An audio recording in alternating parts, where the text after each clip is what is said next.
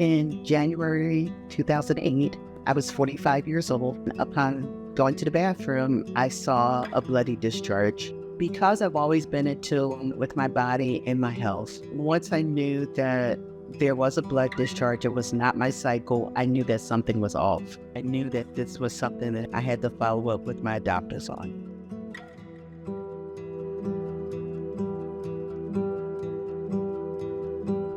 In May of 2008, I had the colonoscopy, and when I woke up, the GI doctor told me that I was lucky because they found carcinoma in situ. She then introduced me to the colorectal surgeon, who explained to me and to my husband, Jeffrey, what the next steps would be. I don't remember much of what they said about the procedure, the process, after they said, "You have cancer." I'm thankful that my husband was there to take notes and follow up with the rest of the process that the colorectal surgeon explained. At that time, everyone believed that I was stage 1. So I was diagnosed in 2008, and then in February 2009, I had the surgery. I would have a temporary ileostomy. The ileostomy would be in place for 8 to 12 weeks while I recovered. And what that does is redirect all your bowel movements to this bag while the rectum area healed from the surgery.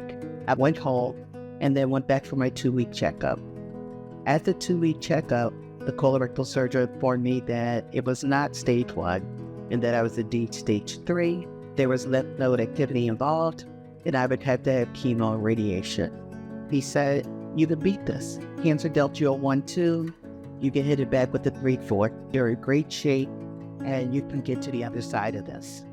I decided to start my chemo in May, right after Mother's Day, and then I had the chemo port implanted probably in the same week. And then I went into the chemo for 8 weeks, radiation for 6 weeks, and then chemo-infused radiation.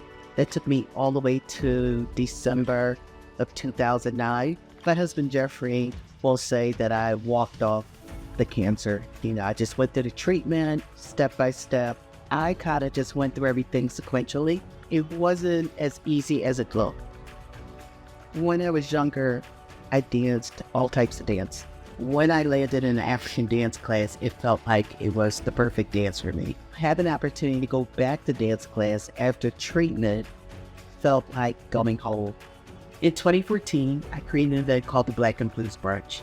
I invited African Americans who were already told that they should get screened for colon cancer, but for a multitude of reasons did not. At the end of the event, everyone pledged to get a colonoscopy, and it was well received. Currently, I get screened every 3 years. The first thing that I say to people who are newly diagnosed with colorectal cancer is to be kind to yourself, do your research, and advocate for yourself. Even today, I still get anxiety about tests that I have to take. I worry that the cancer will come back, but I know that if it does come back, I'm going to fight, and I plan on winning again.